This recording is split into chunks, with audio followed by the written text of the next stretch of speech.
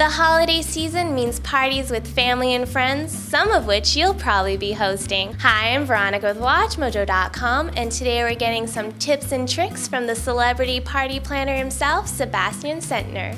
Now, you've planned so many celebrity parties. How can you plan a memorable party but not on a celebrity budget? Well, what we do with event planning really applies to any type of person, whether you're a celebrity and you've got this massive budget for this film festival party, or if you're taking some of those ideas and sort of building them into your home entertaining. At the end of the day, it's all about entertaining. The driving force behind it's the same, just the budgets change a little bit. Now, planning a party, especially during the holidays, can be quite overwhelming. Do you have any tips so that it's not as stressful? Well, first, you're absolutely right. I mean, as soon as anybody thinks party, everyone gets all stressed out like, oh, it's too much work, it's etc. And that's a pretty common occurrence. What I believe is that it's very important to do a few things. Number one, keep it simple. People tend to overcomplicate their entertaining. People usually leave too much to the last minute. Things like setting the table. You can do that the day before if you're not using your dining room table. Making sure the house is tidy and cleaned up, etc. You don't want to be running around just before your guests arrive, dealing with things that you could have done earlier. And what too many people miss is that when they are stressed out or when they spend the whole time in the kitchen, it's not enjoyable for your guests. You know, your guests are how can I help? What can I do? Etc. etc.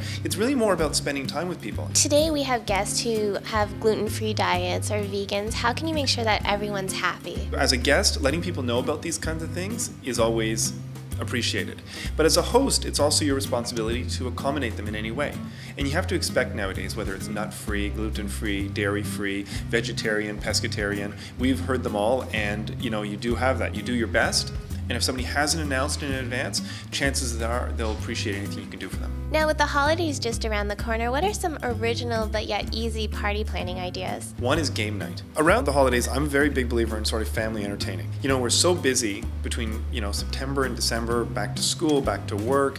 Everybody's kind of always in a big rush. So game night makes it a little bit more interesting because you can actually incorporate a game into the dinner, which makes it a bit more, it extends the dinner hour, but it also involves the kids earlier in the process so they can set the table with their favorite game while mom and dad make pizza, and then they can decorate their own cupcakes, things like that. Another thing about entertaining, especially over the holidays, is you tend to have a lot of overnight guests or people that are in town, etc. I like to do brunches. Brunches are always great because one, you get them over with earlier in the day, which leaves your afternoon and your evening free, and two, it's sort of a different type of entertaining. So you can do, muffins and pancakes and the whole brunch spread. One of the things that we're really trying to encourage people to entertain and make it simpler, it means that you can do that by being a little bit more innovative in how you entertain, choosing the right formats, also the products you choose. There's a lot of products nowadays that make your job easier and make your life a little bit easier without sacrificing on quality. And there's nothing wrong with that. At the end of the day, it's not cutting corners if you don't cut on quality. Well, thank you very much. We're all going to have great parties this holiday. Well, thanks for having me.